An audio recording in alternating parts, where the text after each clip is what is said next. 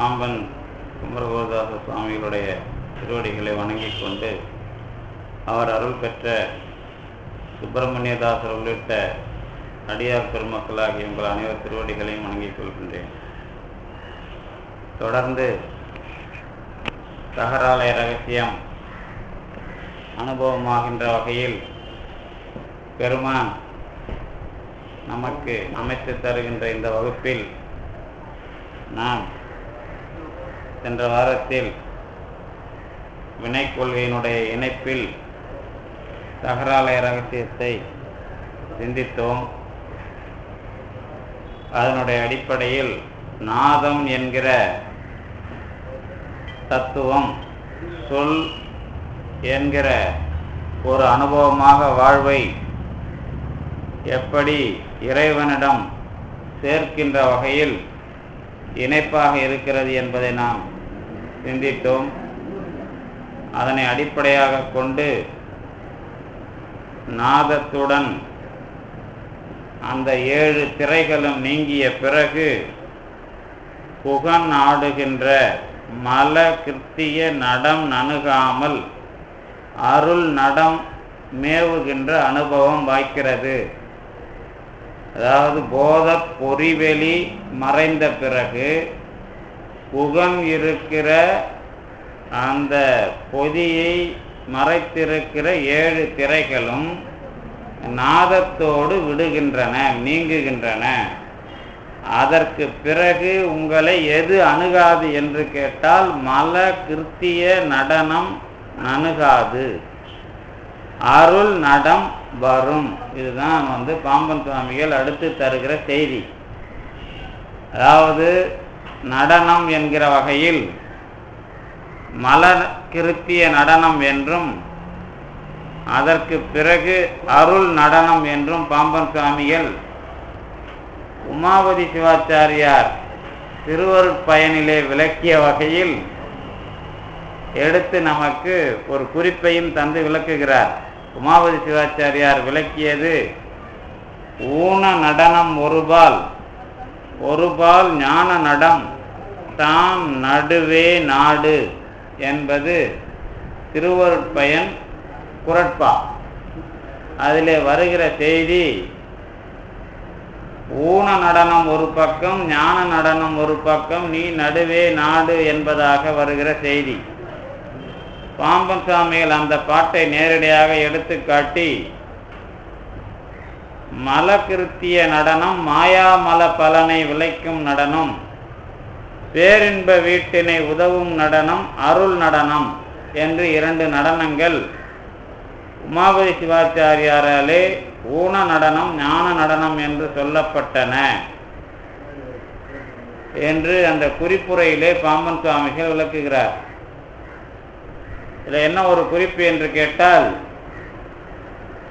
நடுவே நாடு என்பதை பற்றியெல்லாம், அந்த விஷயத்தை பற்றியெல்லாம் இங்கே பாம்பன் சுவாமிகள் தனக்கு ஆதாரமாக எடுக்கவில்லை. ஆனால் ஒன்றை எடுத்துக்கொள்ளுகிறார். மல கிருத்தியம் அல்லது மாயாமல நடனம், அதுதான் பாம்பன் சுவாமிகள் சொல்லுவது. மல கிருத்திய நடனம் என்று சொன்னால் மாயா மல பலனை விளைக்கும் நடனம். அருள் நடனம் என்று சொன்னால் பேரின்ப வீட்டினை உதவும் நடனம். இந்த குறிப்புரை முக்கியமானது. ஏன் அப்படின்னு கேட்டா, மாயாமல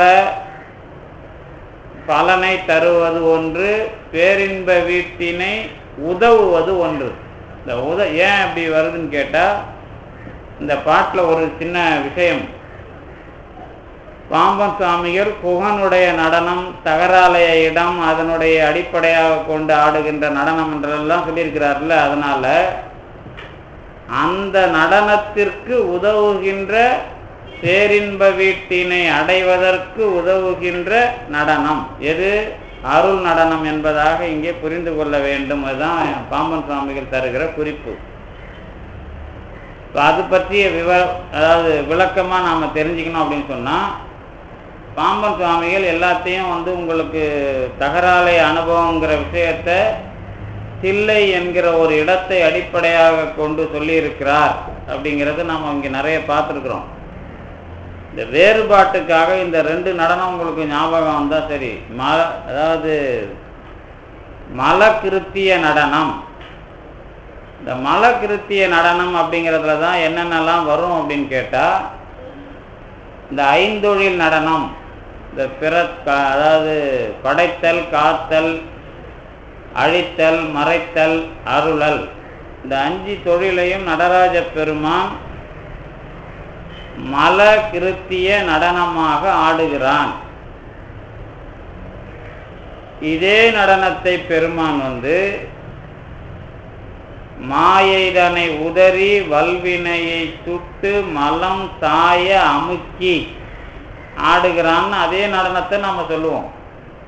தோற்றம் துடியதனில் தோயும் திரி அமைப்பில் சாற்றியிடும் அங்கியிலே சங்காரம் ஊற்றமா ஊன்று மலர்ப்பதத்தில் உற்ற திரோதம் முத்தி நான்ற மலர்ப்பதத்தே நாடு அப்படின்னு ஒரு பாட்டு. ஐந்தொழில் அடிப்படையில் நடராஜ பெருமான விளக்குற பாட்டு. இதுவே பெருமான் பிறப்பை அறுப்பதற்காக ஆடுகிற விஷயத்தை அதே பெருமானை அடிப்படையாக கொண்டு நாம் பார்க்கணும் அப்படிங்கிறது உண்மை விளக்கம், திருவருட்பயன், இந்த நூல்கள் எல்லாம் உமாவதி சிவாச்சாரியாரும் மனவாசம் கடந்தாரெல்லாம் சொல்லியிருக்கிறாங்க. நமக்கு இப்போ நடராஜ பெருமான் அனுபவத்தை பற்றி இங்கே விரிவாக பேசியிருப்பேன். பேசுனதில் இது உங்களுக்கு ஒரு அடிப்படை. இந்த சைவ சித்தாந்த மரபுல இப்போ நடராஜ பெருமான் இப்போ நம்ம தில்லை சார்ந்த வேலை இதெல்லாம் இருக்கார். அங்கேயே போய் எத்தனை மாதம் இருந்திருக்கீங்கன்னா பல மாதம் இருந்திருப்பார். ஆனால் நடராஜ பெருமான் உங்களுக்கு எப்படி காட்சி கொடுத்தாருன்னு கேட்டால் அவர் விதவிதமாக அனுபவிச்சிருக்கணும். எப்படின்னு கேட்டிங்கன்னா, சாதாரணமாக போகிறவங்களுக்கு ஒரு நாளைக்கு அந்த ஆபரணத்திலேயே உங்களுக்கு ஒரு காட்சி தரும். அதாவது ஒரு நாளைக்கு கழுத்தில் தெரியும், ஒரு நாளைக்கு தொங்குற மார்பில் தெரியும், ஒரு நாளைக்கு கையில் தெரியும், அப்புறம் நடராஜ பெருமானுடைய தலையில் தெரியும், காலில் தெரியும். இப்படி அவங்களும் ஆபரணத்தை மாற்றிலாம் போடுவாங்க. இந்த நடராஜ பெருமான் இந்த கையை ஒரு கையை தொங்க விட்டுட்டு இன்னொரு கையை அபயகரமாக வச்சுக்கிட்டு இன்னொரு கையில் உடுக்கையை வச்சுக்கிட்டு இன்னொரு கையில் அனல், 4 கைகள். அப்புறம் ஒரு காலை அழுத்தி ஒரு காலை தூக்கிய திருவடி. இந்த காலில் அழுத்திருக்கிற முயலகனுக்கு ஆணவன் பேர். நீங்கள் தெரிஞ்சவங்க இருப்பீங்க, தெரியாதவங்களுக்கும் அந்த செய்திக்காக. காலில் அழுத்திருக்கிற முயலகன் யாருன்னா ஆணவன். மலம் சாய அமுக்கி, ஆணவத்தை அழுத்தி கீழே கிடக்கிற ஆன்மாவை காலால பெருமான் தூக்கிறது தான் நடனம். ஆன்மாவை தான் எடுத்து ஆனந்த வாரிதியில் வைப்பார். தலையில் இருக்கிற கங்கைங்கிற ஆனந்த கடல்ல வைக்கணும். இதுதான் நடனம். நடனம் ஆடிக்கிட்டே வந்தால் இப்படி ஒரு விஷயம். இப்போ காலை தூக்கி பெருமான் ஆடினார்னா ஏன் ஆடுறாருன்னு கேட்டால், கீழே கிடக்கிற ஆன்மாவிலே ஆணவத்தை தனியாக அழுத்தி விட்டு ஆன்மாவை தூக்கி தன்னுடைய தலையிலே வைத்து கொண்டு ஆடுகிறான். இதுதான் இறைவனுடைய ஆட்டத்தோட வேலை. இது கதையா சொன்னான். அதுலேயே அந்த மாதிரி ஆடுற இறைவன் தான் ரொம்ப அழகா இருக்கிறான். அவனுக்கு பேர் சுந்தரன்னு பேர். நீங்க இந்த சோமசுந்தரன்னு படிச்சிருப்பீங்கல்ல. சோமசுந்தரன் பெருமான் அழகா இருந்தது ஒரு காலத்துல. மற்ற நாளெல்லாம் இடுப்புல புலி தோலை கட்டிக்கிட்டு பாம்பை கழுத்துல போட்டுக்கிட்டு பாசுபத அஸ்திரத்தை வச்சுக்கிட்டு ஒரு நல்ல வேடன் மாதிரி அலைஞ்சிக்கிட்டு இருப்பான். அப்பெல்லாம் அழகா இருக்க மாட்டான். எப்போ அழகா இருந்தான்னு ஒரு வரலாறு திருவிளையாடற் புராணம்னு கேட்டால், கல்யாணம் பண்ற அன்னைக்கு முன்னாள் பார்வதி அம்மையார், மீனாட்சி அம்மையார் கேட்டதாகவும், அவன் நீ பாரு அப்படின்னு ஒரே ஒரு தடவை அழகாக தன்னுடைய ஆபரணங்களை எல்லாம் பூட்டிக்கிட்டு அழகாக காட்சி கொடுத்தான். இதுதான் மதுரை சோமசுந்தர பெருமான். சோமசுந்தரன்னா என்ன அப்படின்னு கேட்டீங்கன்னா, நிலாவை தலையிலே வைத்து கொண்டிருப்பவன் பேர். இந்த நிலா அப்படிங்கிறது எது அப்படின்னு கேட்டீங்கன்னா, இப்போ வானத்துல அமாவாசைக்கு தெரியாம இருந்து கொஞ்சம் கொஞ்சமா வளர்ந்து தெரிகிற அதுக்கப்புறம் பௌர்ணமிக்கு பிறகு தேயிற நிலா. இந்த மதி சூரியன் சந்திரன், அப்புறம் மற்ற கிரகங்கள்லாம் இருக்குல்ல, திங்கள், செவ்வாய், புதன், வியாழன், வெள்ளி, இந்த 7 கிரகம். இந்த 7 கிரகமும் இப்போ ஒரு ஆள் ஆட்சி செய்கிறான்னு வச்சுங்களேன். ஒரு ஆள் ஆட்சி செய்கிறதுக்கு இந்த 7 கிரகமும் துணை நிற்கணும். உங்களுக்கு தெரியும், முதுகு எல்லாரையும் படுக்க வச்சு அவங்கள படிக்கட்டாக வச்சு ராவணம் போனான் அப்படின்லாம் புராணத்தில் பேசியிருப்பாங்க. அதே மாதிரி நம்ம அதில் தான் உங்களுக்கு தனி எப்போ பிடிச்சானா, நீ என்ன எனக்கு முதுகு வலிக்கிறோன்னா திரும்பி படுன்னு திருப்பி ஏற்றினானா தனி பார்வைப்பட்டு அவன் கீழே விழுந்தான்லாம் கதைலாம் நிறைய சொல்லுவாங்கல்ல. அதே மாதிரி தச்சனுடைய யாகத்தில் இந்த நவகிரகம்லாம், இந்த நம்ம கோள்கள், இந்த நவகிரகத்தில் 2 கிரகத்தை விட்டுருங்க, அதுக்கு இடம் கிடையாது இல்லை, அதுவே கோள் கிடையாது.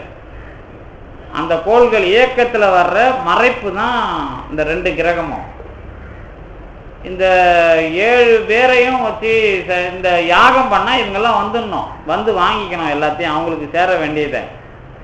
அந்த மாதிரி தக்கன் பண்ண யாகத்துக்கு சிவபெருமான் வராமல் எல்லாரும் போகிறான்.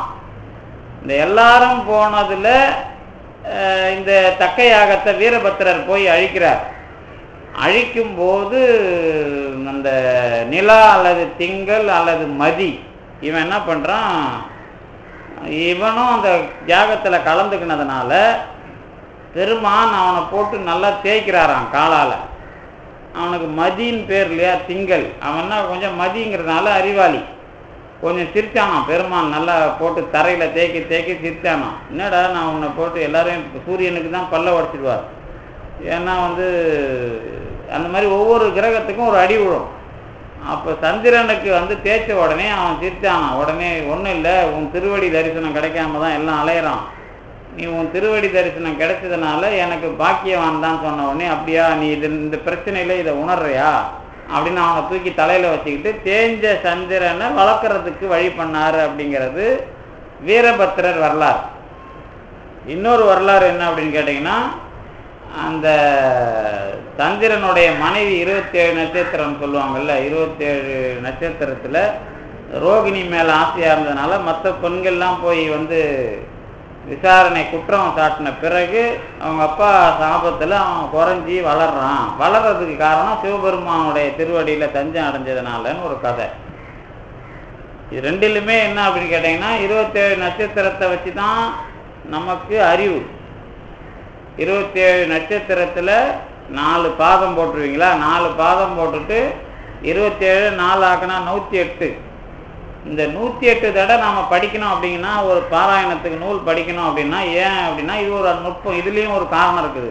இந்த 108 இடத்துல நிற்கிற மதிக்கும், அதாவது மதியே இந்த 108 கிரகத்தில் தான் 108 டிகிரியில் தான் வேலை செய்யும். அப்போ இந்த 108 டிகிரிலையும் நீங்கள் படிக்கிற பாராயணம் ஏறிச்சின்னு சொன்னால் 108 தடவை படிக்கிறதுக்கு ஒரு வேல்யூ கிடைக்குது அப்படிங்கிறது 27 நட்சத்திரத்தை வச்சியும் ஒரு கணக்கு இருக்குது. அதனால் 108க்கு நம்ம எங்கேருந்து வேறு கணக்கு வேணாம், 27க்கு 4 பாதம், 4 பாதத்துக்கும் சந்திரன். உங்கள் சந்திரன் இந்த 4லையும் புறம்போகாமல் செட்டாகி 108 தடவை படிச்சதுன்னு சொன்னால் அந்த ஆன்மாவுக்கு அந்த பாடம் படித்ததனுடைய விஷயம் நிறைவேறுகிறது அப்படிங்கிறது தான் அதோட பொருள். இப்போ சந்திரன் என்ன, இந்த சந்திரனை பெருமான் தலையில் வச்சிருக்கிறான். எங்கே வச்சிருக்கிறான்னு கேட்டிங்கன்னா, இடப்பக்கம் வச்சிருக்கிறான். இப்போ இது என்ன அப்படின்னு கேட்டிங்கன்னா, மாயா மலத்தின் மூலமாக ஆன்மாவிற்கு அறிவு தருகிற விஷயம்லாம் இடப்பக்க மதி, அப்படி ஞாபகம் வச்சுக்கணும். இப்போ வலப்பக்க மதின்னு ஒன்று இருக்குது. ஆன்மா மலம் இல்லாம முழு நிலாவா என்னைக்குமே வளராம தேயாம முழு நிலாவா போய் சேர்ந்ததுன்னா வலப்பக்க மதி. இப்போ சிவபெருமானுடைய நீங்க தோற்றத்துல பார்த்தீங்கன்னா 2 பக்கமும் நிலா இருக்கணும். சிலர் ஒரு பக்கம் வலப்பக்கம் வச்சிருந்தா வெறும் ஆன்மா, இடப்பக்கம் வச்சிருந்தா இந்த உலக மதி. இப்போ இன்னைக்கு நீங்க என்ன புரிஞ்சுக்கிறீங்கன்னு கேட்டா, இந்த உலக மதினா இந்த திங்கள்னு புரிஞ்சிக்க கூடாது, இந்த சூரியன் சந்திரன் மாதிரி தலையில வச்சிங்களான்னு நினைக்க கூடாது. உடம்ப வச்சுக்கிட்டு நீங்க ஞானம் பெற ஆன்மாக்கள் எல்லாம் இந்த பக்கம் இடப்பக்கத்துல பெருமானுக்கு இடப்பக்கத்துல இருக்குதுன்னு தெரிஞ்சுக்கணும். இப்ப இடப்பக்கம்னா எது? இடப்பக்கம் பெருமானுடைய இடப்பக்கம் எது? அருள் அதானே, உமையம்மை தானே, அதான் சக்தி தான். அது எதுன்னு கேட்டா அருள் தான் சக்தி. இவ்வளவு நாளாகவும் அருளோட தான் அந்த ஆன்மா இருக்குது. எது? அறிவை பெறுகிற ஆன்மா.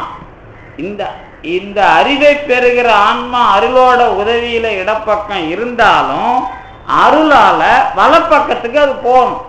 இது போறதுதான் இந்த பக்கம் ஊன நடனம், இந்த பக்கம் ஞான நடனம். பெருமான் நடுவில் இருக்கிறார். இப்போ ஒரு உதாரணத்துக்கு இது ஒரு புரியும் சொல்றதுக்காக இது. ஆனா இதான் அடையாளத்தோட விளக்கம். இப்ப என்ன அர்த்தம் அப்படின்னு கேட்டீங்கன்னா, இப்போ நாம எல்லாரும் அறிவு பெறன்னு வச்சுங்களேன்.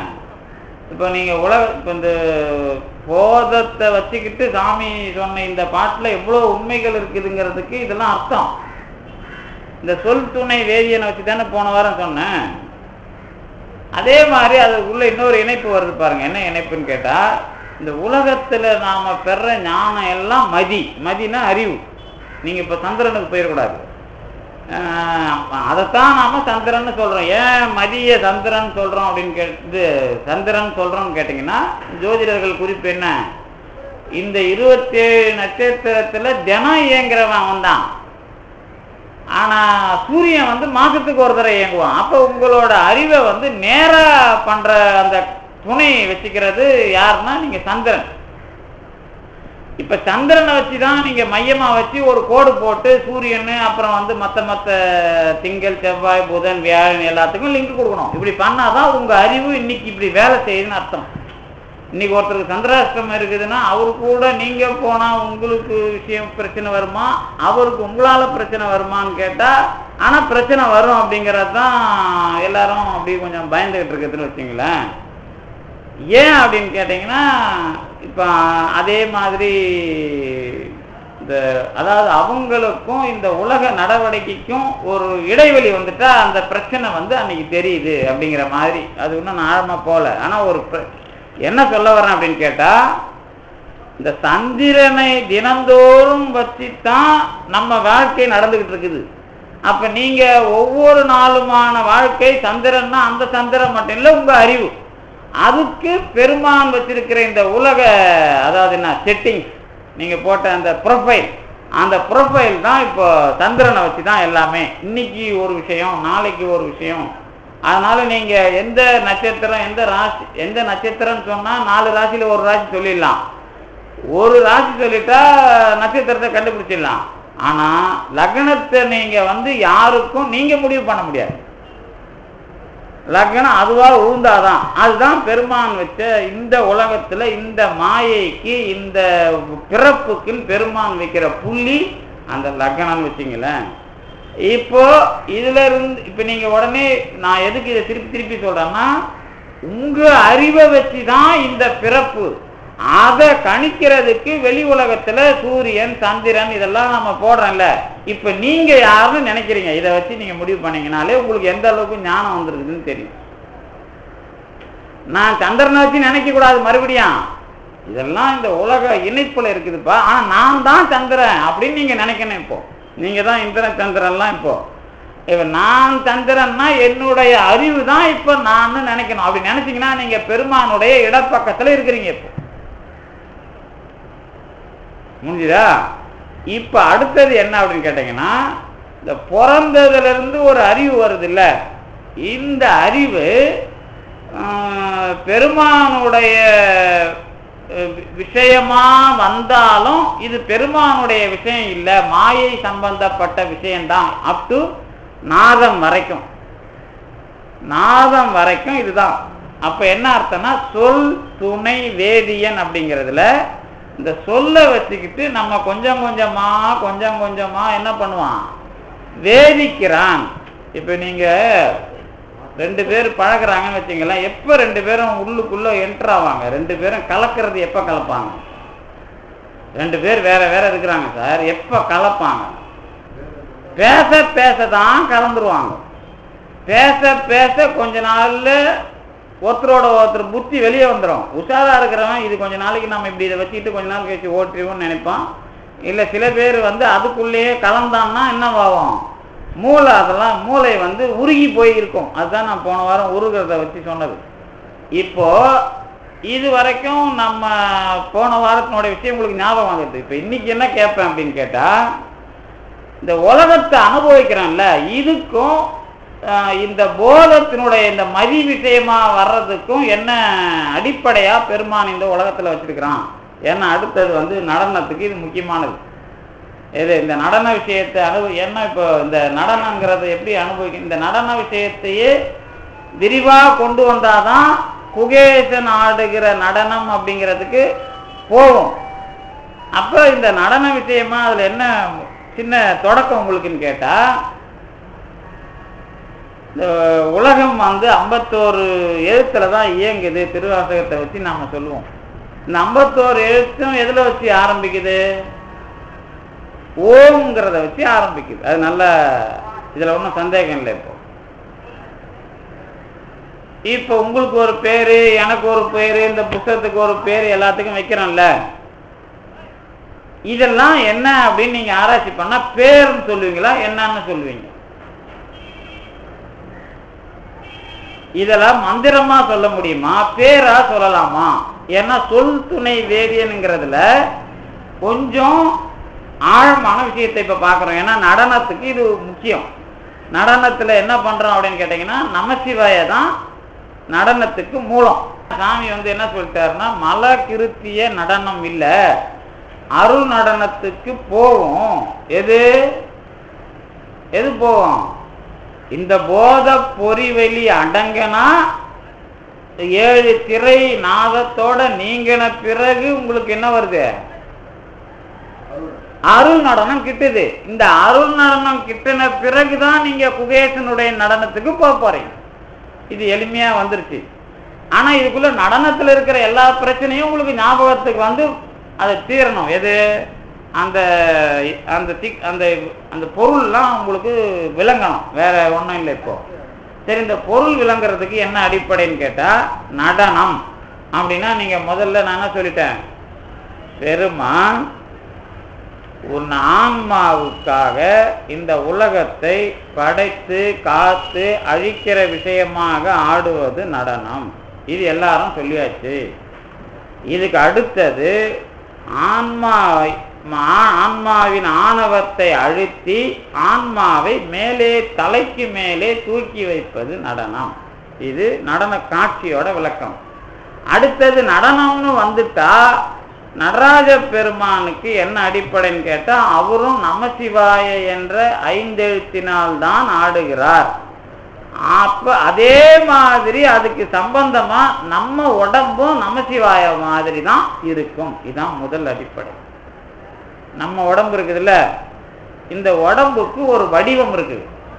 இந்த வடிவத்துக்கு கால் இருக்குல்ல, கால் வந்து நகாரம் நா, வயிறு இருக்குல்ல அது வந்து மா, தோல் இருக்குல்ல அது வந்து கை தோலோட சேர்த்தா சிகாரம் சி, இந்த முகம் வந்து வா, முடி வந்து தலை முடிகிற இடம் வந்து யா. இந்த உடம்ப படமா போட்டீங்கன்னா நம சிவைய அப்படின்னு நீங்க படம் கூட கோயிலுங்களில் மாட்டியிருப்பாங்க. சித்தாந்த படம்ங்கிறது இதான்.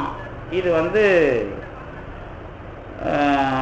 நாடும் திருவடியிலே நகரம் மகரம், அதாவது உதரம் மகரம், வளர்த்தோல் சிகரம், பகரும் முகம், வா முடிய பார் அப்படின்ட்டு பாட்டு.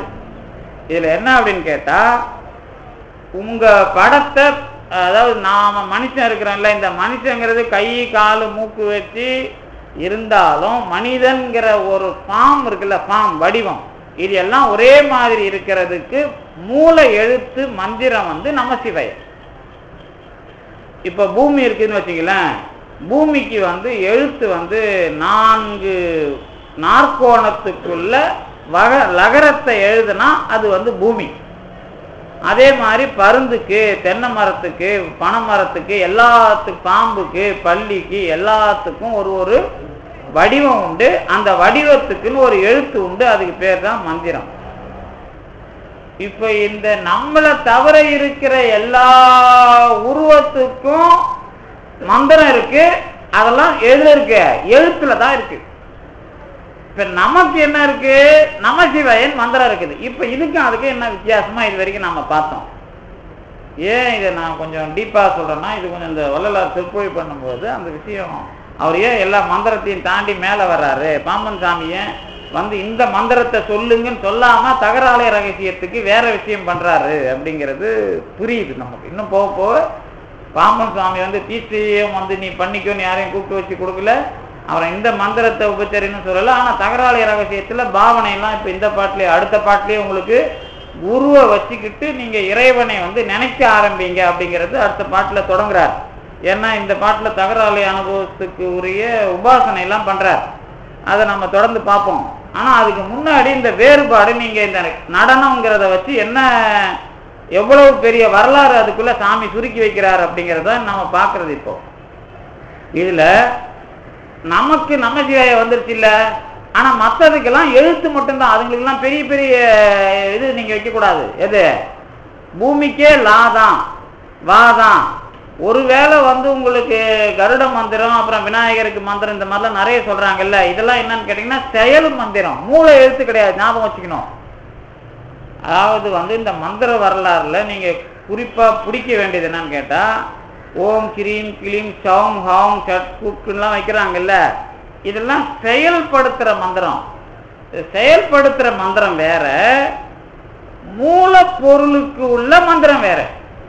இந்த மூலப்பொருளுக்கு உள்ள மந்திரம்லாம் எழுத்து எழுத்தா தான் இருக்கும். பூமிக்கு ஒரே எழுத்து தான், அதுக்கு ஒரு ஒரு வடிவம் ஒன்று இருக்கும், அவ்வளவுதான். ஆனா மனிதனுக்கும் இறைவனுக்கும் மட்டும்தான் நமசிவயன் நாம போட்டோம். முடிஞ்சுதா? இப்போ நாமள வந்து நம்மள வாழ வைக்கிறதுக்கு பெருமான் நமசிவயங்கிற எழுத்தை வச்சுக்கிட்டு தான் உருவம் எடுத்துக்கொள்ளுகிறான். அதனாலதான் இறைவனுக்கு பாம்பு மாதிரி வடிவம் இல்லை, மனுஷனை மாதிரி வடிவம் கொடுத்தோம். ஏன் அப்படின்னு கேட்டா, நமசிவய என்ற மனிதர்களை அவர்களிடம் சார்பாகவே உருவாக்குகிற வேலை இறைவனுடைய வேலை. இப்ப இதோட எல்லை என்ன? இப்ப இதுக்கு என்ன சொல்லுவீங்க? இப்போ நமசிவயன் சொல்லும் போது அதை மந்திரமா நினைக்க கூடாதுன்னு உமாபதி சிவாச்சாரியார் சொல்லியிருப்பார். அப்படின்னா என்ன அர்த்தம் கேட்டா, நமசிவய அப்படிங்கிறதுக்குள்ள மந்திரத்தோட தன்மை இருக்கு, ஆனா அது மந்திரம் கிடையாது. நமசிவாய வாழ்க நாதன் தாழ் வாழ்க அப்படின்னு சொல்லிட்டார் மாணிக்க வாசகர். நல்ல நாமம் நவிற்று உய்ந்தேன்னு திருநாவுக்கரசர் சொல்லிட்டார். நாதம் நாமம் நமச்சிவாய எதுல? வேதம் நான்கினும் மெய்ப்பொருளாவதுன்னு திருஞான சம்பந்தர் சொல்லிட்டார். இப்ப எல்லாருமே என்ன சொல்லிட்டாங்க? நமச்சிவாயத்தை சொல்லிட்டாங்க. ஆனா சொல்லும் போது நாமம்னு சொல்லுவாங்க. இதுதான் முக்கியங்க. நமச்சிவாய நாமம் வள்ளலாரும் சொல்லும் போது நமச்சிவாயன் நாமம் சொல்லி நான் உய்ந்தேன் அப்படின்னு தான் அவரும் சொல்றாரு. என்ன அர்த்தம் அப்படின்னு கேட்டீங்கன்னா, இந்த உலகத்துல மேலேறதுக்கு இறைவனுக்கு நமச்சிவாயங்கிற பேரு எதை வச்சு வருது? நம்மோட வடிவத்தை வச்சு அவனுக்கும் பேரு நமக்கும் பேரு. அப்படின்னா என்ன அர்த்தம் கேட்டா, இந்த மாயையிலிருந்து உருவாக்கப்பட்ட எல்லாத்துக்கும் நமச்சிவாய தான் பேரு. ஆனா அதுல ஒரு சின்ன திருத்தம். என்ன திருத்தம்? நமச்சிவாயங்கிறதே அந்த பேரே கிடையாது. 51 எழுத்துல ஏதாவது ஒரு பேர் இருக்கு, எழுத்து இருக்கும். எந்த 51 எழுத்து? ஓம்ங்கிறதுல வந்து 51 எழுத்து இருக்குல்ல, அந்த 51 எழுத்துல ஏதாவது ஒரு எழுத்து ஏதாவது ஒரு பொருளுக்கு மூல மந்திரமாக இருக்கும். இப்ப அதுக்கெல்லாம் என்ன பேரு? அதெல்லாம் நமச்சிவாயங்கிறதோட பேர் தான். ஆனா நமச்சிவாயங்கிற பேரே நமக்கும் இறைவனுக்கும் தான். இப்ப என்ன அர்த்தம்? நமச்சிவாய இது நான் கொஞ்சம் டீப்பா சொல்றது, அதாவது கொஞ்சம் ஆழமா நீங்க அந்த மனசுல பதிய வச்சுக்கணும். இந்த விளக்கம் வந்து இது வந்து நமக்கு சாதாரணமா தோணாது. இதுக்குள்ள என்ன பிரச்சனை அப்படின்னு பார்த்தா, உலகத்துல இருக்கிற எல்லா பொருள்களின் மூலமாகவும் நான் ஞானம் அல்லது மதி அறிவை பெறுகிறேன். இந்த அறிவை பெறதுக்கு உள்ள எழுத்துக்கள் தான் 51 எழுத்துக்கள். அப்ப இந்த 51 எழுத்துக்களும் நமச்சிவாயம் கிடையாது, நமச்சிவாய நாமங்கள். நமச்சிவாயங்கிறதே பேரா எப்ப வருதுன்னா, இந்த எல்லாம் முடியுது பார் மனுஷன்கிற பிறப்புல. அப்ப நமக்கு நமச்சிவாயங்கிற பேரு, மற்றதுக்கெல்லாம் மற்ற எழுத்து. என்ன புரிஞ்சுதா? அது கரெக்டா? அப்படி புரிஞ்சுதுன்னா, நாதன் நாமம் நமச்சிவாயங்கிறது எனக்கு தோன்றியது நான் மேல வந்தேன்னு சொல்றாருல்ல யாரு? திருநாவுக்கரசர். என்ன மேல வந்துட்டாரு அவரு? என்ன மேல வந்தாரு? என்ன மேல வந்தாரு? கடல்ல இருந்து கரைக்கு வந்தார். அப்ப என்ன அர்த்தம்? அந்த கல்லுக்கு உரிய நமச்சிவாய பெயர் கல்லாக இருந்து வேலை செய்யாமல் மிதவையாக மாறுவதுதான் நமச்சிவாய நாமம் செய்த வேலை. அதுக்கப்புறம் அவர் சிவாய நமக்கு வரணும். அதுக்கப்புறம் தான் மத்த மந்திரத்துக்கு மேல வரணும். இப்ப என்ன மூலம் அப்படின்னு கேட்டா, நான் நமச்சிவாய பெயரால் தான் இந்த உலகத்தை அனுபவிக்கிறேன் வந்தா நமச்சிவாய வாழ்க. அப்புறம்தான் தாள்ங்கிற திருவருளுக்கு நீங்க போவீங்க. நாதன் தாழ்வுக்கு அப்புறம் தான் நீங்க போக முடியும். அப்ப என்ன அர்த்தம் அப்படின்னு கேட்டா, இப்போ நமச்சிவாயங்கிற விஷயம் முடியுது இல்ல, மற்ற 51 எழுத்துல இருந்து நமச்சிவாயம் தான் முடியும். நமச்சிவாயங்கிறதுக்குள்ள எல்லாம் வந்துடும். எது வந்துடும்? நீங்க நமச்சிவாயங்கிறதாவே பார்க்க கூடாது. நமச்சிவாயங்கிறது ஒரு பேரு, ஆனா 51 எழுத்தா இந்த உலகத்துல அறிவுக்கு துணை நிற்கிறது அப்படின்னு முதல்ல முடிவு பண்ணணும். முடிவு பண்ணா இப்ப நீங்க யாரு? இந்த உடம்ப வச்சுக்கிட்டு இருக்கிற ஆள். இந்த உடம்புக்கு நமச்சிவாயங்கிறது பேரு. இறைவனும் அந்த வேலையை தான் செய்யறான். இப்போ என்ன பண்றான்? நடனம் ஆடுகிறான். இப்ப அந்த நமச்சிவாயம் மூலமா ஆட நடனம் உங்களுக்கு எனக்கு எதுக்கு? இந்த உடம்பை வைத்து நான் அறிவை பெறுவதற்கு. இது வரைக்கும் நீங்க இடப்பால் மதிதான். இறைவனுடைய இடது பக்கம் இருக்கிற மதி. இதுல கடைசியா நாதம் அப்படிங்கிற சொல். இப்ப நாதாந்த நடனம் தான் பேர். எதுக்கு? இறைவன் ஆடுகிற ஆட்டத்துக்கு நாதாந்த நடனம் பேரு. அந்த நமச்சிவாயம் என்கிற பெயரால் எனக்கு அறிவு கிடைக்க பிறகு என்ன பண்ணுவான்? தலையில தூக்கி இந்த பக்கம் இருந்து இந்த பக்கம் மாத்துவான். எந்த பக்கம் இருந்து? இடப்பக்கம் இருந்து வலப்பக்கம் மாத்துவான். இப்ப நீங்க இந்த வரலாறுக்குள்ளே ஒரு சின்ன விஷயம் உண்டு. அதுக்குள்ள கால் மாறி ஆடினது இதுக்கு உண்டு. யாருக்கு? மதுரையில. அது ஏன் காலை மாத்தி ஆடுறான் அப்படின்னு கேட்டீங்கன்னா, அவனுக்கு அங்கேயே அனுபவம் கொடுக்கறதுக்கு அதை பண்றான். அது எல்லாருக்கும் பண்றது இல்ல. அது இல்ல. ஒருவேளை என்ன அதுல குறிப்புன்னு கேட்டா, இந்த கால் மாறி ஆடின பிறகுதான் இப்ப பித்தளை நீங்க எல்லாம் படிச்சிருப்பீங்க வரலாறுல. பித்தளை பொண்ணாக மாத்துறது தான் சித்தர்களுடைய வேலை. அப்புறம் களிம்பு ஆமா நீக்க பெற்ற பிறகு ஆன்மா சுத்தமாக ஆவது அப்படின்னு படிச்சிருப்பேன்ல. நடன வரலாறுல எப்படி வருது? நடனத்தோட வரலாறு எப்படி வருது? குற்றாலம் முதல் சபை, அதுக்கப்புறம் திருநெல்வேலி தாமிர சபை, மதுரை வந்த உடனே அது வெள்ளி சபையா மாறுது. ஆனா தாமிரத்துக்கும் வெள்ளிக்கும் யாரும் இது வரைக்கும் சம்பந்தம் சொல்லலை. தாமிரத்திலிருந்து நேரா பொண்ணுக்கு தான் நம்ம போவோம். ஆனா நடுவுல வெள்ளி வருது இல்ல. ஏன் சம்பந்தம் இல்லாத வெள்ளி இந்த சபையில மட்டும் வருது? சரி, இதுக்கு அப்புறம் என்ன சபை படிப்போம்? பொன் சபை படிப்போம். பொன் சபையில தான் நடராஜரை நீங்க பார்த்து காலத்தூக்கி ஆடுறாருல, அரை இடுப்புக்கு கீழே. இது இல்லாம கோயில் அப்படியே வலம் வரும்போது நம்ம கொடிமரத்துக்கு பக்கத்துல ஊர்த்துவ தாண்டவன் ஒண்ணு பார்ப்பீங்க. இந்த ஊர்த்துவ தாண்டவன் தான் ரத்தின சபை. இந்த திருவாலங்காடு ரத்தின சபை இல்ல. அது திருவாலங்காடு ரத்தின சபைங்கிறது காரைக்கால் அம்மையாரோடது. இந்த சில்லையில இருக்கிற ஊர்த்துவ சபையில தான் கீழே கிடக்கிற ஆன்மாவை நேரா தலையில தூக்கி வைக்கிற மாதிரி தெரியும். அப்ப என்ன அர்த்தம் அப்படின்னு கேட்டீங்கன்னா, அது காலிக்காக ஆடினது, காலை தூக்கி ஆடினது இல்ல. அந்த மோதிரம் கீழே விழுந்துரும். மோதிரங்கிறது என்ன அப்படின்னு கேட்டீங்கன்னா, ஆன்மாதான் அந்த ஒரு அடையாளமா மோதிரம். அது நீங்க மோதிரமாவும் சொல்லலாம், நிலாவாகவும் சொல்லலாம், நீங்க ஒளி பொருளா ஏதோ சொல்லிங்க. அதாக ஒளி விடுகின்ற அறிவிலே சிறப்பு பெற்று விட்ட ஆன்மா. இப்ப இந்த 5 சபை வருது இல்ல, இந்த 5 சபையை நீங்க எதை வச்சு முடிவு பண்ணுவீங்க? இது ஏற்கனவே நான் ஒரு தடவை சொல்லியிருப்பேன். ஆனா இது எதுக்கு நம்ம திருப்பி பேசுறோம் அப்படின்னு கேட்டா, இந்த நடன வேறுபாடு வந்ததுனால திருப்பி பேசுறோம். இப்ப 5 சபையை நீங்க பெருமான் எதுக்காக இந்த 5 சபையை வச்சு ஆடுறான் அப்படின்னா என்ன முடிவு பண்ணுவோம்? 5 சபை உண்டு.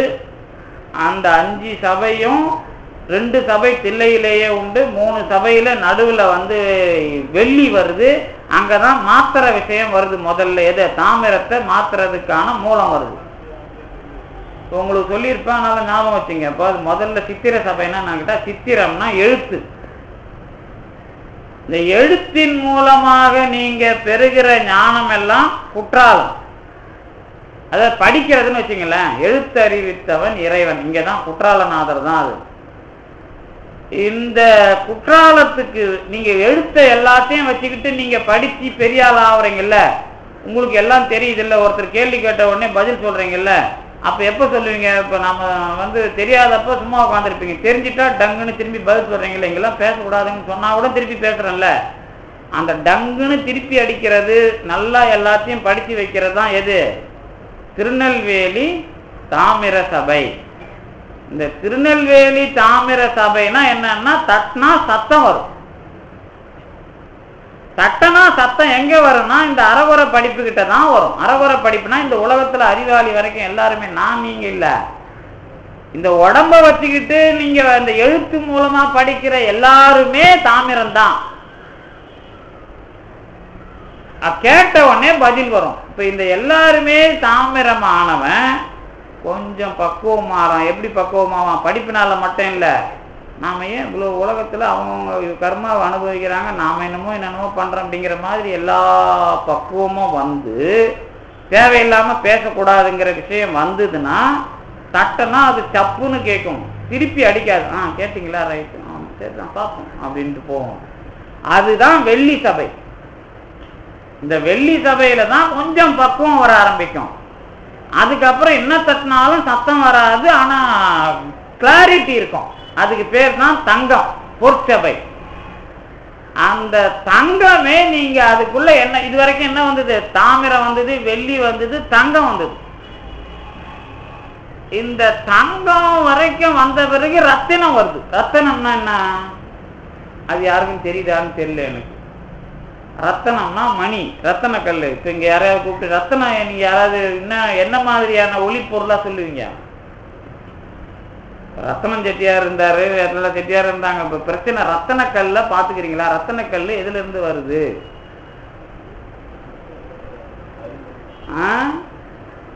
அந்த காலத்துல வைரத்தை தான் ரத்தனம் சொல்லிட்டாங்களா? மாணிக்கம் ரத்தனம் கிடையாது. மாணிக்கங்கிறது வேற, ரத்தனங்கிறது வேற. வைரத்தை வச்சுதான் ரத்தனம். அப்ப இதுவரைக்கும் மெட்டல்ல பேசிட்டு திடீர்னு நீங்க மணிக்கு போறீங்க, அது மெட்டல் கிடையாது.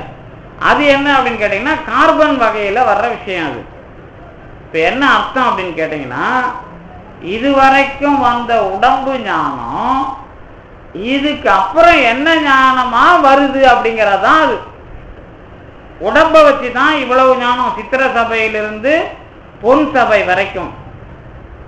ஆனா மாணிக்கம் வந்துட்டா அது தியாகேசருக்கு, நமக்கு இல்ல. அது தியாகராஜர் விஷயமா, இது நடராஜர் விஷயமா வர்றதெல்லாம் ரத்தனம் வரைக்கும். எது வரைக்கும்? மெட்டலும், எழுத்து, மெட்டல், அப்புறம் கார்பன், இது வரைக்கும். அது கார்பன் ஒளி விடுறதுதான் ரத்தினம். ஆனா மாணிக்கம் அப்படிங்கிறது விஷமே ஒளி விடுறதா மாறினா மாணிக்கம். அதாவது நஞ்சு ஒளி பொருளாக மாறினால் அது மாணிக்கம். அந்த வரலாறு தனி. இப்ப உங்களுக்கு நடன வரலாறுல இந்த பொன் வரைக்கும் வந்து தூக்கி ஆட நடனத்துல எது வருது? ரத்தினம் வந்துருக்கு. இந்த நடுவுல பெருமான் காலை மாறி ஆடுற இடம் வரைக்கும் மதுரை வருது. திரு சிதம்பரம் வந்த பிறகு நம்மள மாத்திர விஷயம் வருது. இப்ப நம்மள மாத்திர விஷயம்னா என்ன அப்படின்னு கேட்டீங்கன்னா, இந்த கார்பன்னா என்ன அப்படின்னு கேட்டீங்கன்னா, உடம்பு வரைக்கும் 4 சபை வேலை செஞ்சிடும். இதுக்கு முன்னாடி நீங்க சேர்த்து வச்சிருக்கிறீங்க இல்ல புத்தியில, எது? இதான் கார்பன். இந்த உடம்பு ஞானம் பொன் சபை வந்த உடனே புத்தியில இருக்கிற கார்பன்லாம் ஒளி பொருளா மாறினா ரத்தனம் ஆயிடுவீங்க. ஏன்னா அது ஒரு அடையாளம் தான். இது வந்து நீங்க அதாவது வைரங்கிறது எதுன்னு கேட்டா, நீண்ட நாள் கார்பன் தான் வைரமாக ஒளி பொருளாக, நிலக்கரி தான் வைரமா மாறுது. இப்ப நீங்க முதல்ல இருந்து பிறந்தீங்கல்ல, ஏதாவது ஓரறிவுல இருந்து, அதாவது ஓரறிவுனா உங்களுக்கு ஒரு அறிவும் கிடையாது, அதாவது ஒரு அறிவும் கிடையாதுன்னா அறிவு தான், ஒரு அறிவுன்னு கிடையாது. உடம்ப வச்சு ஓரறிவு, 2 அறிவு, 3 அறிவுன்னு வளர்ந்தோம்ல, அதுல இருந்து இன்னைக்கு வரைக்கும் சேர்த்து வச்ச ஞானம் வந்து ஒளிய, அதாவது ஞானம், அதாவது அறிவு வந்து ஞானமா மாறுச்சுன்னு சொன்னா ரத்தின சபையில் நீங்கள் வந்து விட்டீர்கள். இப்ப இது வரைக்கும் நீங்க பெரிய ஆளா இருந்தாதான் வளர்ந்து பௌர்ணமி ஆவறது. நீங்க வளர்ந்து வளர்ந்து வளர்ந்து வந்து முழு நிலாவா ஆவறதுன்னு சொல்றேன்ல, என்னுடைய அறிவில் நான் முழு நிலாவாக மாறுகிறது தான். இப்ப நீங்க என்ன பண்ணோம், இடப்பக்க நிலாவை வட்டமா போடணும். இடப்பக்க நிலாவை சின்ன கீற்றா போடாம ரத்தின சபை வரைக்கும் வந்தீங்கன்னா இடப்பக்க நிலாவும் பௌர்ணமி நிலாவா தான் இருக்கணும். இதெல்லாம் உங்களுக்கு அடையாளத்துக்கு சொல்றது. அதுக்கப்புறம் என்ன பண்ணணும் அப்படின்னு கேட்டீங்கன்னா, இந்த உடம்பு விஷயம் இல்லாம இப்போ உங்க உயிரை எடுக்கணும். இப்போ உயிரை எடுக்கணும்னாக்கா உயிரை எடுக்கிறது இல்லை, அது உயிர் விஷயமா இப்ப பார்க்கணும். இந்த உயிர் விஷயமா பார்க்கறதுல இதை யாரும் நேரா பஞ்சசபையில இணைக்கிறது இல்லை. ஆனா இப்படி ஒரு சபை வந்துருச்சு. எப்போ வந்தது? முசுகுந்த சக்கரவர்த்தி காலத்துல திருவாரூரை வச்சு வந்தது. திருவாரூர்ல, அதுக்கப்புறம் திருவையாறுல வச்சு இப்படிலாம் வந்தது. இந்த திருவாரூர்ல வந்துதான் என்ன நடந்ததுன்னு கேட்டா, இப்ப நம்ம உடம்பு இருக்குல்ல, இந்த உடம்புக்குள்ள மூலாதாரம், சுவாதிட்டானம், மணிபூரகம், அநாகதம், விசுத்தி, ஆக்ஞைன்னு 6 ஆதாரத்தை நம்ம கண்டுபிடிச்சு வச்சிருக்கோம். இந்த உடம்புக்குள்ள இந்த 6 ஆதார விஷயமா உயிர் கீழே இறங்கி மேல போகுதுல்ல, இதுல உயிர் பெறுகிற அனுபவம் எல்லாம் எதுக்கு வரும்? இந்த தியாகராஜர்ல வரும். இந்த உடம்ப வச்சு நீங்க பெறுகிற விஷயம் ஒண்ணு, இந்த உயிர் இந்த விஷயத்துல இருக்கிற விஷயம் ஒண்ணு. இதுக்கு அதுக்கு என்ன வித்தியாசம்? இப்போ ஒரு கேள்வி கேட்டா என்ன பார்த்து சொல்லுங்க. இப்ப நடனத்தை பத்தி நிறைய பண்ணிட்டு போயிட்டாங்க. இப்ப நமக்கு இருக்கிற பிரச்சனை என்னன்னா, ஏகப்பட்டது வந்ததுனால இப்ப இதெல்லாம் நாம சேர்த்து வச்சு சொல்லணும். அப்படி சொல்லலன்னு சொன்னா, இப்ப நீங்க கடைசி வரைக்கும் என்ன பண்ணீங்க, மறுபடியும் மறுபடியும் ஒரு, அதாவது எல்லாத்தையும் இணைச்சு ஒரு சிந்தனைக்கு வரணும். வந்தாதான் வழிபாட்டுல அல்லது வந்து நாம நிக்கிற கொள்கையில, ஓ நாம இந்த இடத்துல இருக்கிறோம், இந்த மாதிரி இதெல்லாம் வந்து தப்பு இல்லை, இதோட விஷயமா தான் இது வந்தது அப்படிங்கிற ஞானம். அந்த திருவாரூர்ல எல்லாம் என்ன பண்ணுவாங்கன்னு கேட்டா, நந்தி தேவர், இப்ப நீங்க பிரதோஷம் பண்றீங்கல்ல, பிரதோஷத்துல ஒரு நாள் கூத்து தான் அது. ஒரு நாள்ல அதுவும் 1 மணி நேரம் 2 மணி நேரம் பண்றோம்ல. நந்தி தேவருக்கு கொம்புக்கு நடுவுல நடராஜ பெருமான் ஆடுறான்னு நீங்க பாக்குறீங்கல்ல, இந்த நந்தி தேவருக்கு உள்ள பெருமான் ஆடுறான் அப்படிங்கிறதையும் ஆட்டமா தானே படிச்சிருக்கிறோம். இது அருள் நடனமா மலகிருத்திய நடனமான்னு கேட்டீங்கன்னா என்ன பண்ணுவீங்க? ரொம்ப பிரச்சனையா இருக்கு சார், ஏகப்பட்டதுலாம் இருக்குது அப்படின்பாரு இவரு. இதெல்லாம் இணைச்சி பார்த்தீங்கன்னா தான் ஓஹோ இந்த மாதிரி இது வருது அப்படின்னு தோணும். இப்ப இந்த தியாகராஜருக்கு என்ன பண்ணுவாங்கன்னா, அங்க இருக்கிற நந்திக்கு கல்யாணம் பண்ணி வைப்பாங்க. இதுதான் அந்த சப்த விடங்க தலம் பேரு. 7 தலம். திருவாரூர் ஒரு தலம்னா அது கூட திருவாமூர் அது இதுன்னு ஒரு 6 தலம் சேர்ந்து இருக்கும். இந்த 6 தலத்துக்கும் நந்தி போயிட்டு வந்த பிறகுதான் கல்யாணம். எங்க இந்த சப்த விடங்க தலத்துல திருவிழா. என்ன அர்த்தம் கேட்டா, ஆன்மாவாகிய நந்தி இறைவனை சேர்றதுதான் இந்த சப்த விடங்கத்தலம் அல்லது திருவாரூர் தியாகராஜரோட லீலை அல்லது அந்த அனுபவம். இந்த திருவாரூர் தியாகராஜர் என்னன்னு கேட்டா, இந்த உடம்ப வச்சுக்கிட்டு மேலே ஏறது போறது வர்றதுன்னு ஒண்ணு வருது இல்ல, இந்த விஷயம். ஆனா சிதம்பரம், அந்த சித்திர சபையிலிருந்து சிதம்பரம் வரைக்கும் படிச்சோம்ல, அது வந்து முழுக்க முழுக்க உடம்பு தான். உடம்பு முழுக்க நீங்க செய்யற வேலை, கை காலு, அதனாலதான் அங்க என்ன பண்ணிருப்பான்னா, அந்த நடராஜருடைய இதுக்கு மேல தசை நாறு எல்லாத்துக்கும் ஓடு வைக்கிறது, இந்த கணக்கு எல்லாம் இருக்கும். உடம்போட முழு விஷயம் இருக்கும் அது. ஆனா திருவாரூர் விஷயத்துல ஆதாரம் மட்டும் இருக்கும். இந்த ஆதாரத்தையும் இதையும் நீங்க அனுபவிக்கிறீங்கன்னு சொன்னா நீங்க ஒரு சுத்த ஆன்மா. இந்த ரெண்டையும் அனுபவிக்கணும். இப்போ இந்த ரெண்டையும் அனுபவிச்ச இந்த சுத்த ஆன்மா இருக்குல்ல, இந்த ஆன்மாவில தான் பிரதோஷ காலத்துல பெருமான் ஆடுவான். எல்லா ஆன்மாவிலையும் ஆடிக்கிட்டு இல்லாம எல்லா ஆன்மாவிலையும் இருக்கிறான். ஆடுறது பிரதோஷ காலத்துல எங்கன்னு கேட்டா, சித்திர சபை தொடங்கி சிதம்பரம் வரை தேகத்தை நடராஜ பெருமானுடைய இடமாக ஆக்கிய உடம்பு ஆதாரத்தில் திருவாரூர் தியாகராஜருடைய அனுபவத்தை கொண்டு வந்த மாணிக்க உடம்பு. இங்க மாணிக்க ரத்தனம் ரெண்டும் சேரணும். இந்த ஆன்மாதான் நந்தி, இதுக்கு நடுவுல தான் பெருமான் ஆடிக்கொண்டிருக்கிறான். இதான் பிரதோஷ காலத்துல ஆடுறது. முடிஞ்சிச்சா?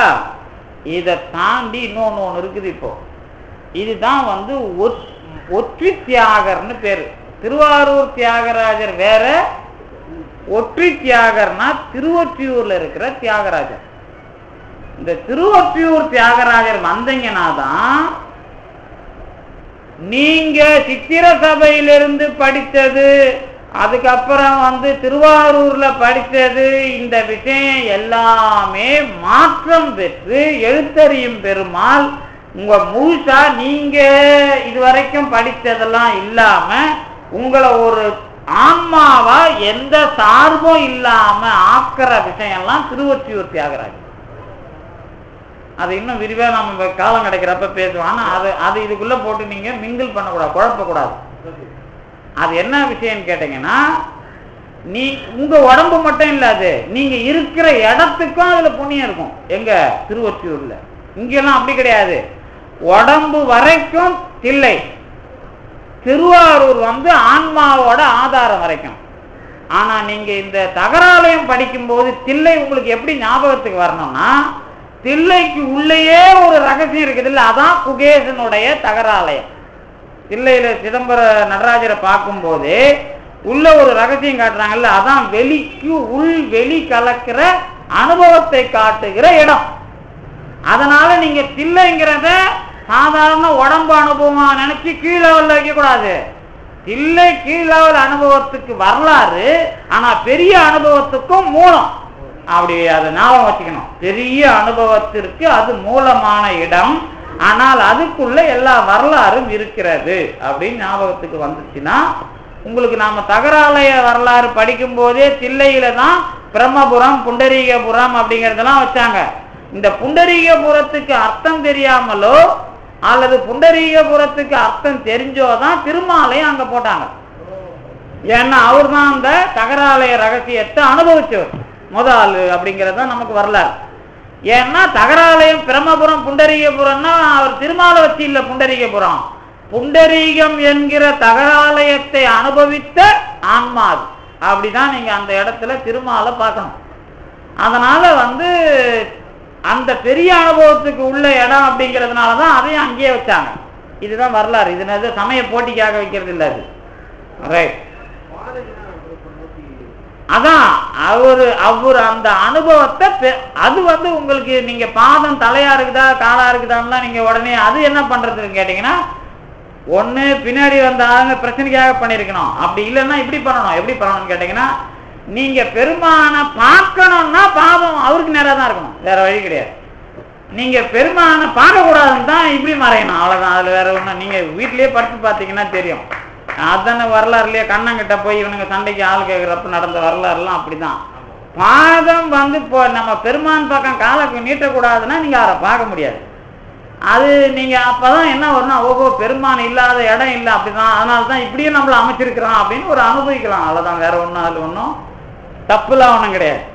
இப்ப நம்மளை பொறுத்த வரைக்கும் இந்த நடனத்துல நீங்க எந்த குழப்பமும் வந்துடக்கூடாது. நடனத்துல என்ன பிரச்சனை வந்திருக்குது, முதல்ல நமச்சிவாய என்கிற பெயரால நடராஜ பெருமான் அதை நமச்சிவாயங்கிற மறந்துட்டு அவனுடைய நாமமாகத்தான் இந்த உலகத்தில் எல்லாவற்றையும் இயக்குகிறான். இப்பதான் இந்த புஸ்தகமும் நமச்சிவாய என்கிற நாமம். இப்ப நீங்க இது தகராலய ரகசியம்னு ஒரு புக் இருக்குன்னு வச்சுங்களேன். இந்த புக்கை கையால தொட்டு கும்பிட்றீங்க, உங்களுக்கு ஒரு அனுபவம் கிடைக்கும். எப்படின்னு கேட்டா, இது இறைவனுடைய நாமமாக இந்த உலகத்தில் விளங்குகிறது. இது இந்த ஆனா இதுக்குள்ள இருக்கிற கருத்து வேற. அப்படிதான் என்ன பண்ணார் திருஞான சம்பந்தர், ரெண்டு விஷயத்தையும் ஒன்னா சொன்னார். வேதம் நான்கினும் மெய்ப்பொருள் ஆவது நாதம் நமச்சிவாயன்னா என்ன அர்த்தம் கேட்டா, ஒண்ணு வேதம் என்கிற புஸ்தகம் நமச்சிவாயத்தினுடைய வடிவம், இன்னொன்னு அதுக்குள்ள நீ நமச்சிவாயங்கிற அனுபவத்தை பார்க்கலன்னா உனக்கு பார்க்க தெரியலன்னு அர்த்தம் அப்படின்னு ஒரு அர்த்தம். அதாவது ஒரு புக்கை பார்க்கும்போது இதுக்குள்ள என்ன அனுபவமாக போகிறார்கள் அப்படின்னு பார்க்க தெரியலன்னா நீ படிக்க தெரியலன்னு அர்த்தம். படிச்சிருப்பான் எழுத்த, ஆனா அதுக்குள்ள என்ன கருத்துன்னு புரிஞ்சிக்க தெரியல. அதனாலதான் நீங்க வேதத்தை பொறுத்த வரைக்கும் ஆர்கியூமெண்ட் தான், விவாதம் தான் நிறைய இருக்கும். எங்கேயாவது ஒரு மூலையில முடிவு இருக்கும், அந்த முடிவை தொடாம மறுபடியும் விவாதத்தை எடுத்தீங்கன்னா வாதம் தான் வரும்.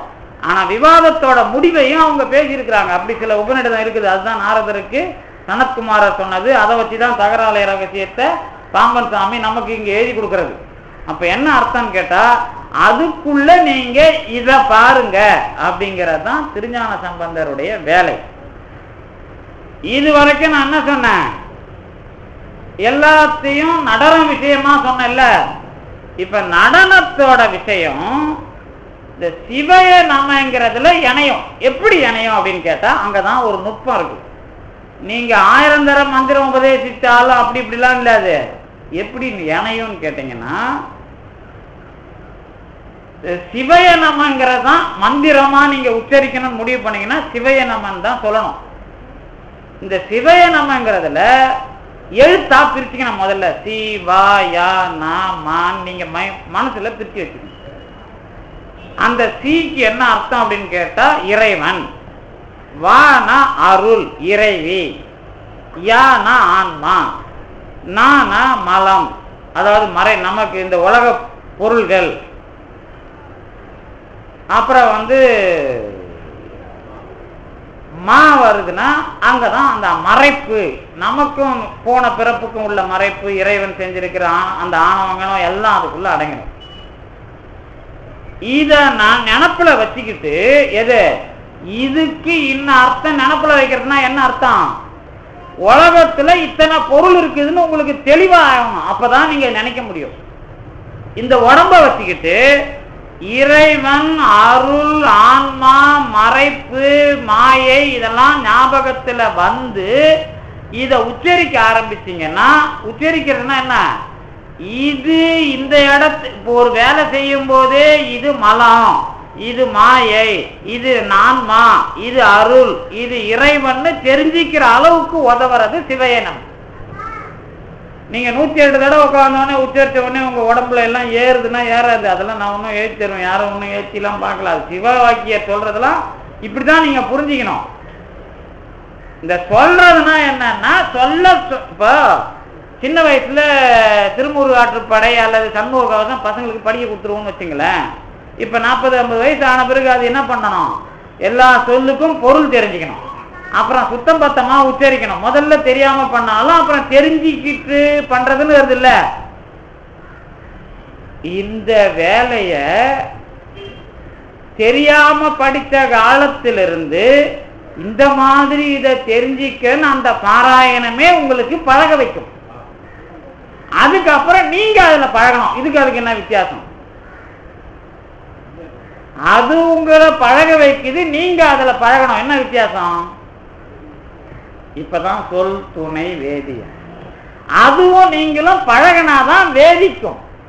அந்த சொல் துணையா இருந்து இருந்து இருந்து உங்களுக்கு இதை கத்து கொடுத்து மாற்றி கொண்டு வருது இல்ல.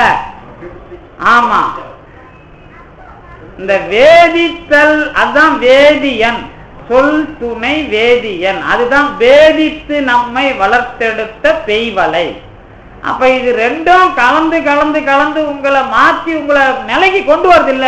அதுக்கப்புறம் சண்முகத்துக்கு வேலை கிடையாது. அதுதான் பெருமானை காட்டி கொடுத்த பிறகு பெருமான் இங்க இருக்கிறான், இறைவி இங்க இருக்கிறா, நான் இங்க இருக்கிறேன்றது தெரிஞ்சா சிவைய நம்ம வேலை செய்யுதுன்னு அர்த்தம். இப்ப நடராஜ பெருமான் ஆடுறாருன்னு சொன்னா, இதெல்லாம் ஆடிக்கிட்டு இருக்கிறப்பா, இதுக்கு எனக்கு என்ன சம்பந்தம், நான் என்ன தானே பார்க்கணும் நினப்பு வந்தா மலம் திரை ஏழும் நாதத்தோடு நீங்கியதுன்னு அர்த்தம். இப்பதான் நீங்க என்ன நடனத்துக்கு வரீங்க, ஊன நடனம் வேணான்னு சொல்ல முடியும். அது வரைக்கும் ஊன நடனம் தான். ஊன நடனம்னா 2 வச்சாங்க. என்ன வச்சாங்கன்னா அதுல பாருங்க, ஒண்ணு காலை நல்லா வச்சாங்க, ஒண்ணு காலை வெட்டிட்டு வச்சாங்க. அதாவது தியாகராஜருக்கு கால் கிடையாது, அது நடராஜருக்கு கால் இருக்குது, காலால தானே ஆடுறாரு. ஆனா அதுக்கு பேர் ஊன நடனம். ஏன் அப்படின்னு கேட்டீங்கன்னா, நம்ம உடம்புங்கிறது என்னைக்கும் அதுக்கு அறிவு கிடையாது. இந்த அறிவு இல்லாத உடம்புல ஆடினா அதுக்கு பேரு ஊன நடனம் பேர்.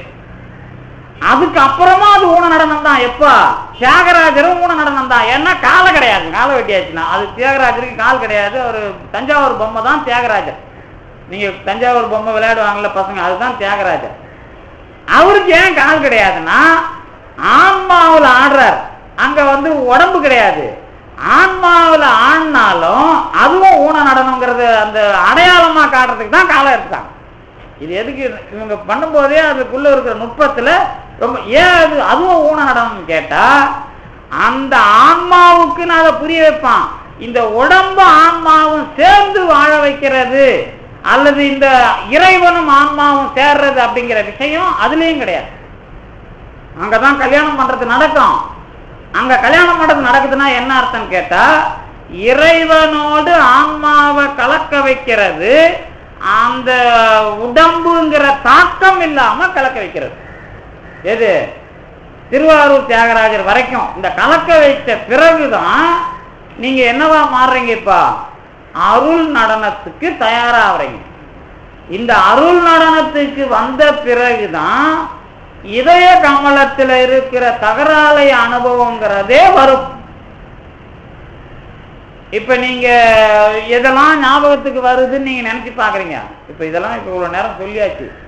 இதுல என்ன, இதுல எந்த குழப்பமும் இருக்கக்கூடாது. நடனத்துல இனிமே எந்த குழப்பமும் இருக்கக்கூடாது. ஏன்னா எல்லாத்துக்கும் அப்பப்ப சமயத்துக்கு ஏற்ற மாதிரி நடனம் சொல்லுவாங்க.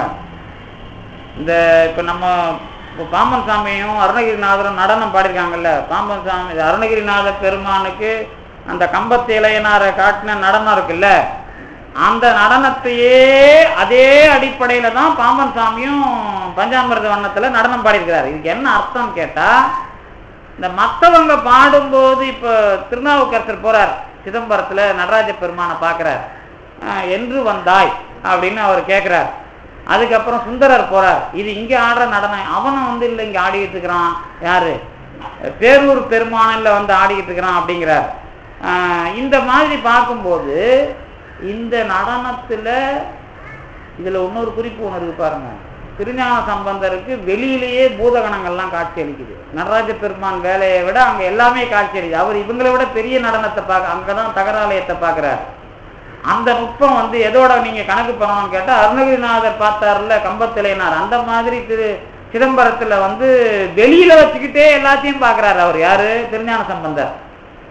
அப்போ தில்லையில நீங்க போகும்போது எல்லாத்தையும் பார்க்கலாம், எல்லாத்தையும் அதுக்குள்ள கொண்டு வரலாம். ஆனா இந்த படிமுறை வளர்ச்சி உங்களுக்கு ஞாபகம் வரணும். இந்த ஆனா பாம்பன் சாமி போய் பின்னலூர்ல இருந்துகிட்டு சிதம்பர பெருமான தரிசிச்சு அங்கேயே இந்த தகராலய ரகசியம் எல்லாம் எழுதுறதுனுடைய அடிப்படை என்ன அப்படின்னு கேட்டீங்கன்னா இதான். எது? நடராஜ பெருமானுக்கு உள்ள இருக்கிற ரகசியம் தான்பா இந்த விஷயம். அது என்னன்னு கேட்டா, அருணகிரிநாத பெருமான் பார்த்த விஷயத்தை தான் நீ பார்க்கணும்.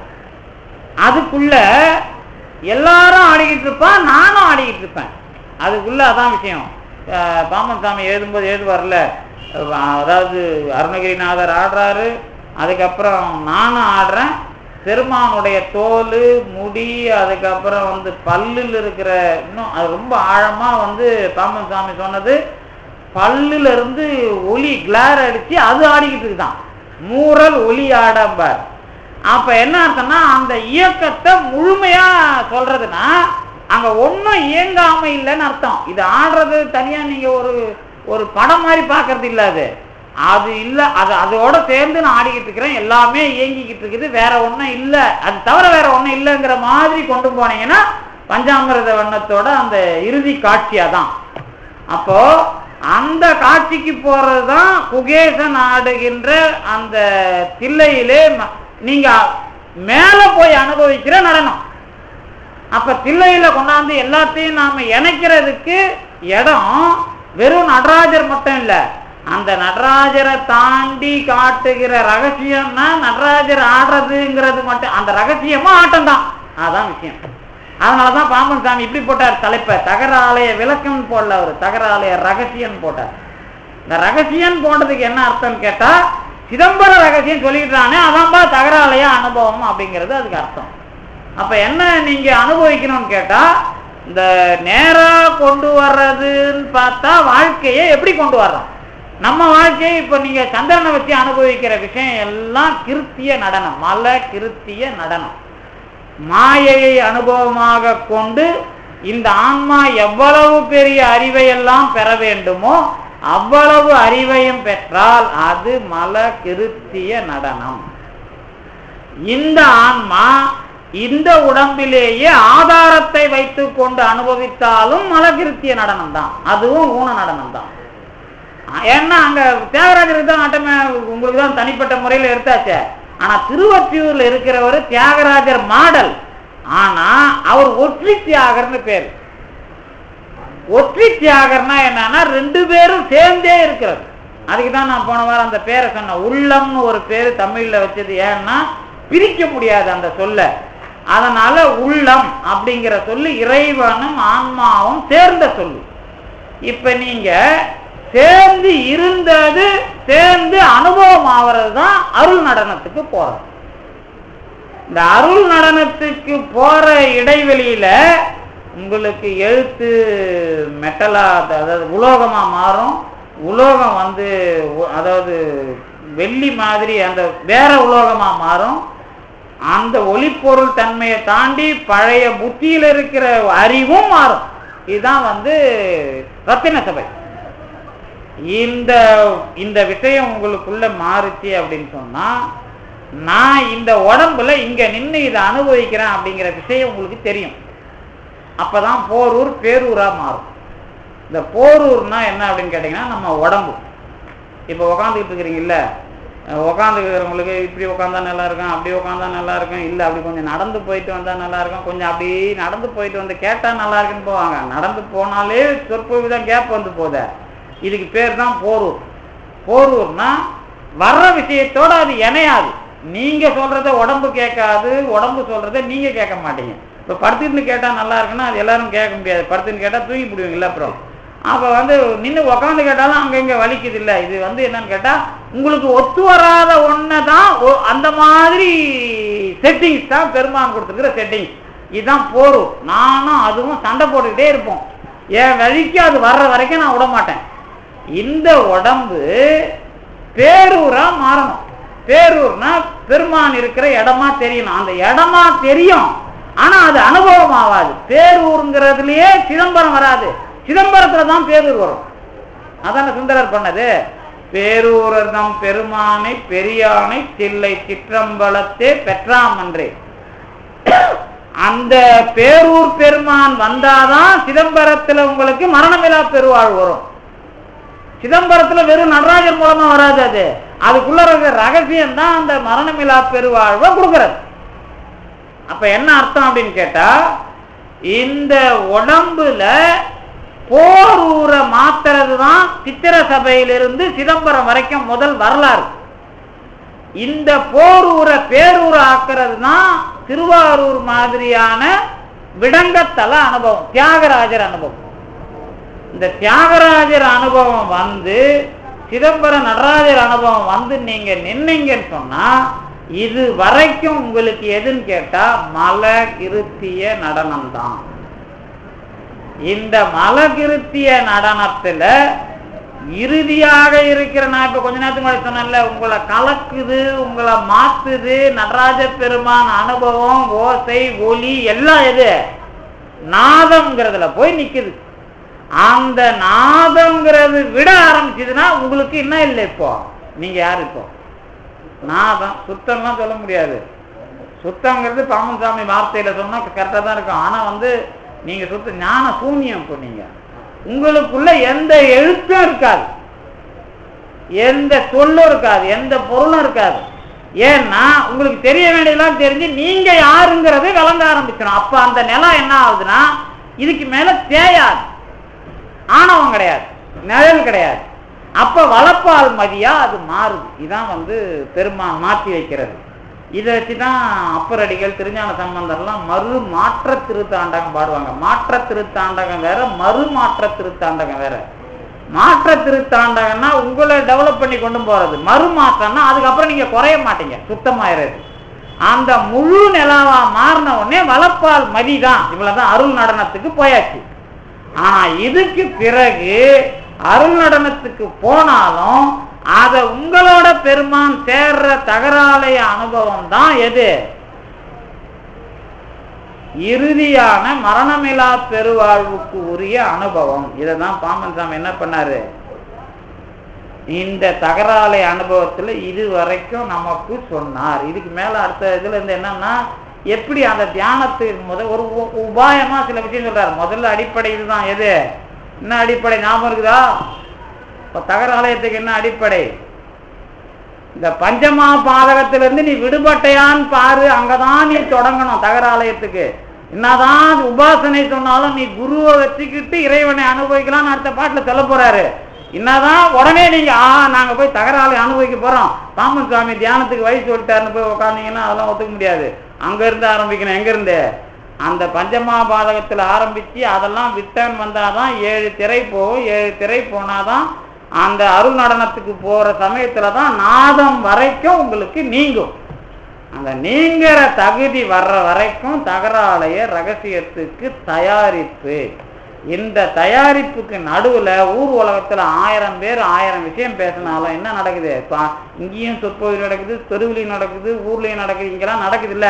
ஆனா என்ன நடக்குது? ஆகாயம் எல்லாத்துக்கும் சாட்சியா இருக்கு. அந்த மாதிரி எங்க எது நடந்தாலும் தகராலய ரகசியம் தான் மூலம் அப்படின்ட்டு பாம்பன் சாமி ஒரு ஓமையை சொல்லி அழகாக இந்த பாட்டை முடிக்கிறார். இந்த அளவிற்கு தந்தை நிறுத்திய திருவருளுக்கும் குருவர்களுக்கும் நன்றி கூறி விடைபெறுகின்றேன்.